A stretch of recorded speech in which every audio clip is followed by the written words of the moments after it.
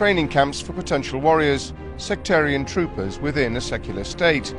As minorities grow fearful of their wrath, are India's Hindu nationalists threatening the country's stability?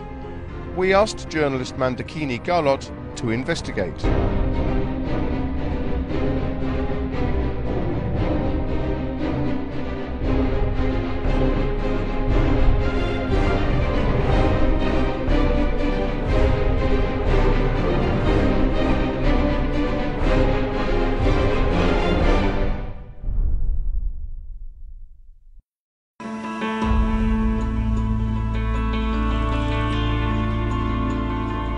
It's been 4 days since 150 Muslims fled their village and sought shelter in this police station 15 kilometers away. On May 25th, a mob of 2,000 heavily armed Hindus attacked the Muslim community in Atali, a village in the North Indian state of Haryana.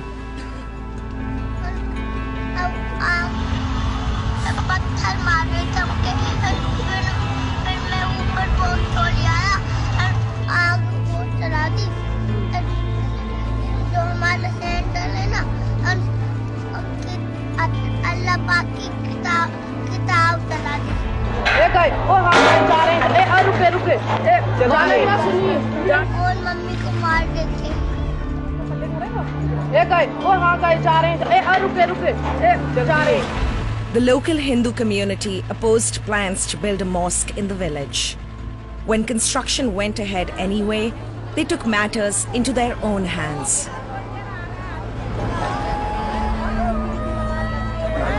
देखो कैसा मारा है, देखो लील डलने हैं, कभी डंडे बरसाएं, पत्थर बजाएं. Ishaq Nambardar has spent the last 4 days mediating with the police to try and secure protection for his community. For now, he and the other Muslim villagers are still too afraid to return home. देखो मैंने दरवाजे से झांका तो किसी के हाथ में तलवार, किसी के हाथ में कट्टा, मार दो, काट दो इन मुल्लों को, कटुओं को मार दो. प्रशासन तो हमारे को यही है कि भाई तुम काम जाओ, शांति बनी हुई है, शांति बनी हुई है. प्रशासन के सामने ही जब वो 2-3 बार झगड़े हो चुके हैं, जिस दिन ये झगड़ा हुआ था उस दिन भी पुलिस मौजूद थी वहाँ पर. आपको ये कैसे पता कि ये हिंदू हैं? कुछ नारे बोल रहे थे वो हर हर महादेव और क्या क्या इस तरीके से लगा रहे थे. Most of the Muslim-owned houses and businesses in Atali have now been completely destroyed. There's still a lot of police everywhere, the police and the paramilitary, there's barricades everywhere, still a lot of tension in the air. The police will be deployed here in unusually large numbers over the next few months. But the battle lines are now clearly drawn, and many fear tensions may boil over into violence again.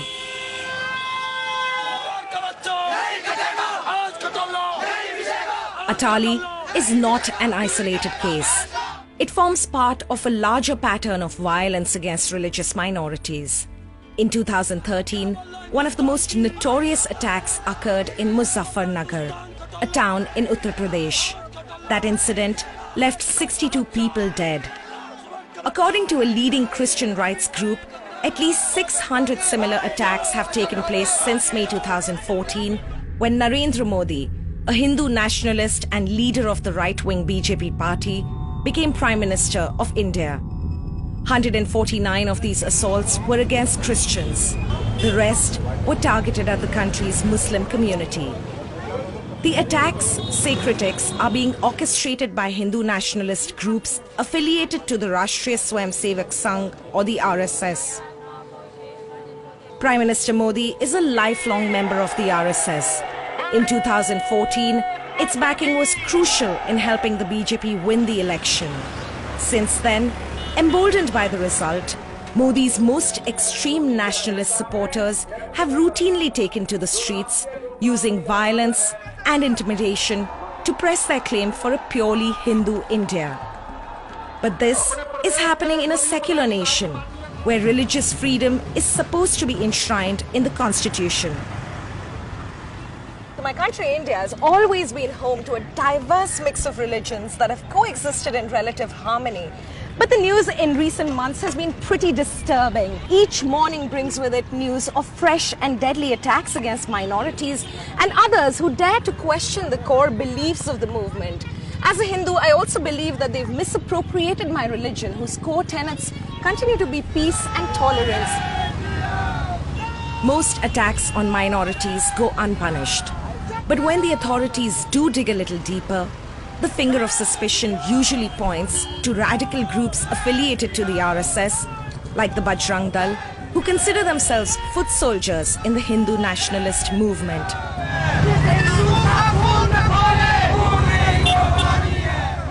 The group is well known for its violent demonstrations.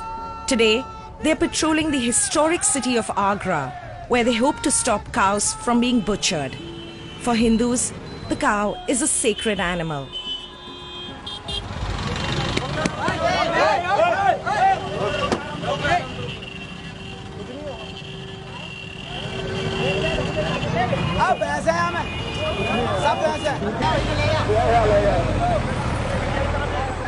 Aju Chauhan is their fiery and controversial leader. देखिए उन लोगों को ये सोचना पड़ेगा कि अगर उन्हें हिंदुस्तान में रहना है तो उनको गाय माता को न खाएं और हिंदुओं की भावनाओं को आहत न करें। लेकिन अगर वो लोग हिंदू धर्म की भावनाओं को आहत करते हैं तो मैं कहता हूं उनको इस देश में रहने का अधिकार नहीं है कि ये चीज करने की कोशिश करते हैं तो उनको उसी भाषा में उनको जवाब दिया जाए। The operation to rescue cows continues late into the night.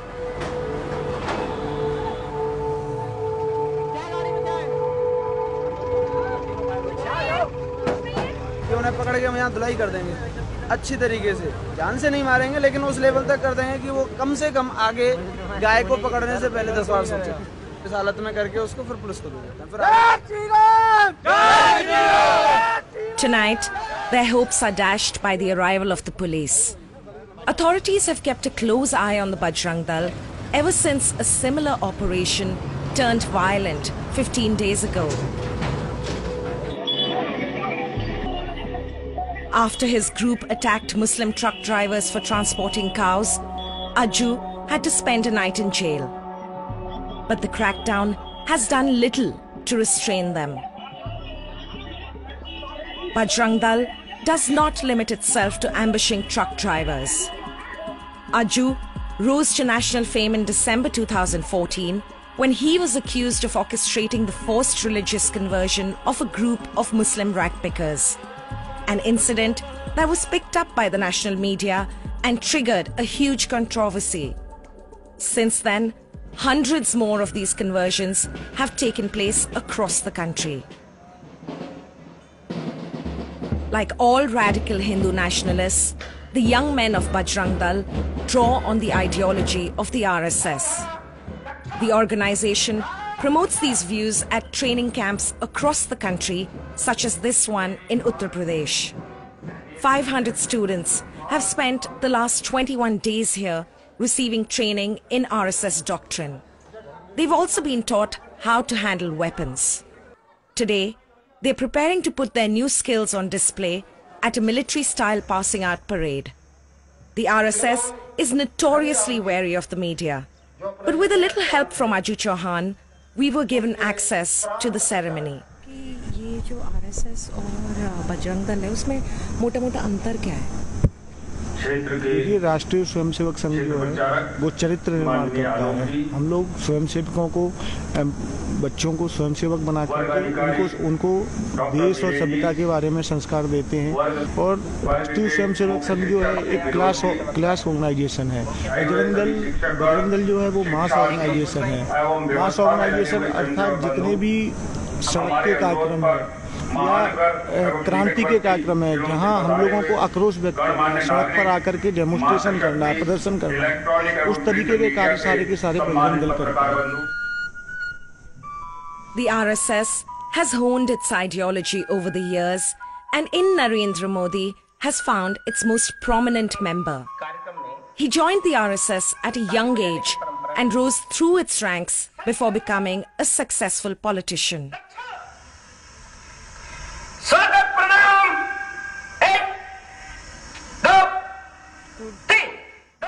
Despite attempts to publicly distance himself from the organization, RSS members believe Modi is a leader who will help promote Hindu supremacy. He has come under regular fire for his links to the nationalist organization, most recently for attending an RSS conclave where, amongst other things, the country's foreign and economic policies were discussed. The Congress has alleged that the meet is a violation of the Constitution and the government a puppet in the hands of the RSS. The RSS is well known for its chauvinistic military displays, and they do so under a saffron banner designed to resemble the robes traditionally worn by Hindu religious leaders. As a result, attempts by Hindu nationalists to influence public policy are often referred to as saffronization. Amongst the nations that the RSS admires the most is Israel. छोटी सी भूमि है फिलिस्तीन की, उस सारी भूमि को उन्होंने अपने परिश्रम के बलबूते पर आज बिल्कुल उपवन बना दिया है। हम देश के अधिकतर लोगों में नागरिक गुण विकसित करना चाहते हैं। हम सारे देश को बना लेंगे क्या? ऐसा भी नहीं है, बिल्कुल गलतफहमी हमें नहीं है। हम तो कहते हैं कि 3% लोग केवल हमारे इस विचार में इस तरह लाइनों में बैठना शुरू कर दें, हम सारे देश का चित्र बदल देंगे।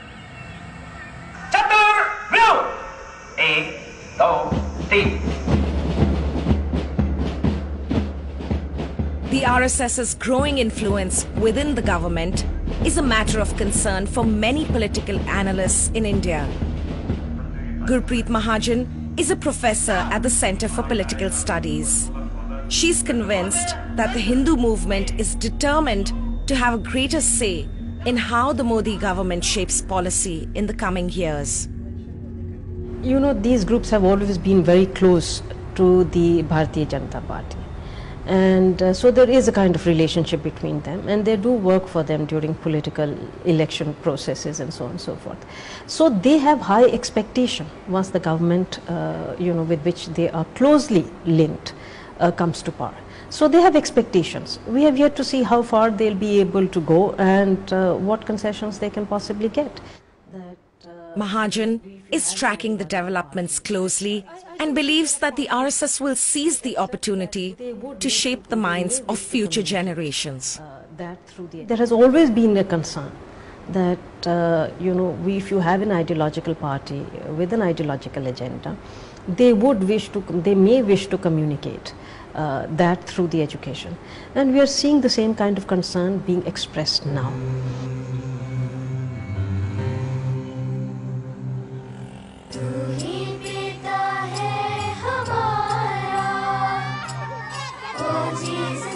At the center of the Hindu revisionist project is the complete overhaul of the country's education system.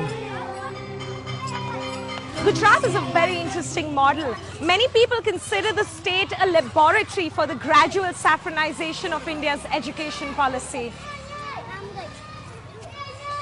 Hello. In June 2014, the Gujarat government introduced a set of 10 textbooks for primary schools. They were immediately criticized for their biased interpretation of history and geopolitics.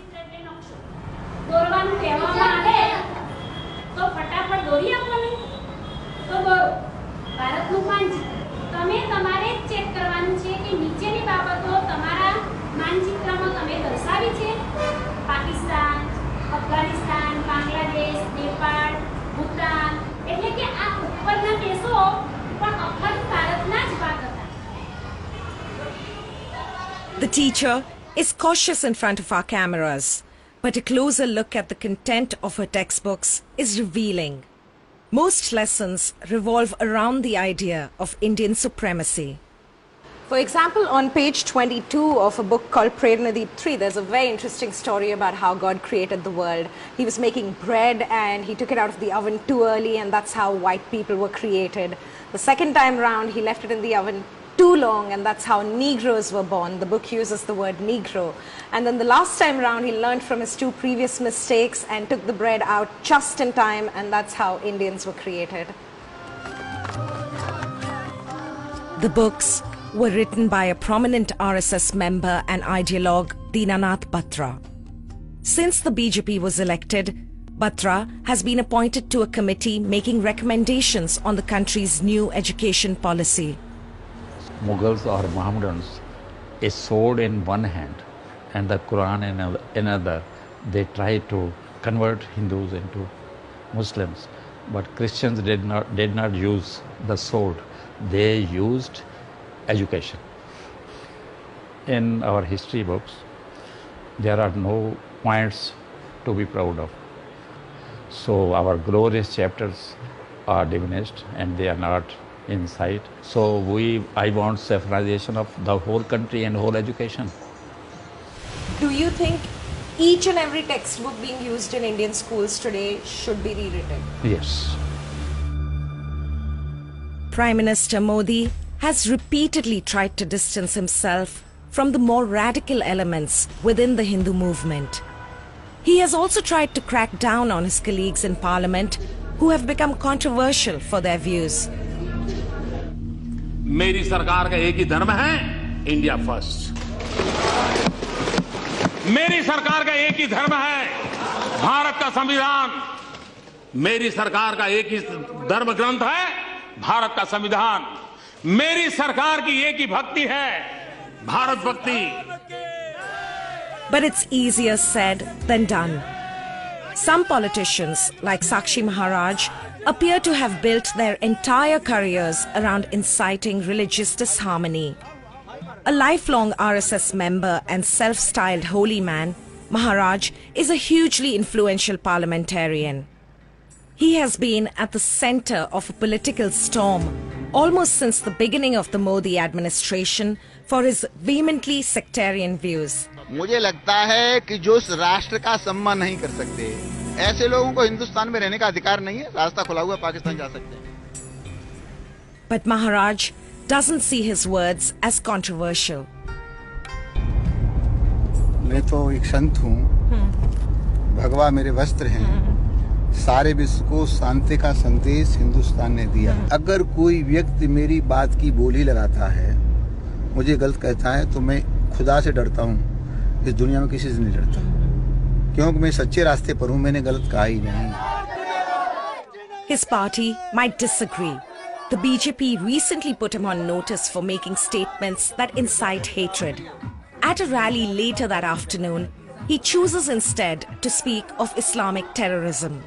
अब तो Muslim country Dubai की छाती पर खड़े होकर नरेंद्र भाई मोदी ने सारे विश्व को दो हिस्सों में बांट दिया। मोदी जी ने कहा एक वो लोग होंगे जो मानवता के पोषक होंगे, जो मानवतावादी होंगे, जो मानवता के रक्षक होंगे, एक वो होंगे आतंकवादी होंगे, आतंकवाद का संरक्षण देने वाले होंगे। इन दोनों के बीच में युद्ध होगा और आतंकवादी मारे जाएंगे, मारे जाएंगे। बंदे बंदे। Maharaj makes no bones about his view that terrorism stems from the Muslim community. A message that also resonates within these walls where a very special camp is underway. It's barely dawn, but here in Bareilly, a small town in Uttar Pradesh, the day has already begun. First, it's time for the traditional Hindu prayer. Over the next 7 days, these girls will be fed a steady diet of Hindu values and inculcated with military-style discipline. So we're at the Durga Vahini camp for young Hindu girls. Literally translated, it means the army of Durga. Durga is one of the fiercest goddesses in Hindu mythology. Now this camp is open to girls between the ages of 15 to 35. After months of negotiations, we were finally given access to film here in June. It's one of many similar Hindu nationalist summer camps for girls to take place across India. Formed in 1991 with the purpose of empowering Hindu women and transforming them into warriors, the Durga Vahini, like their Bajrang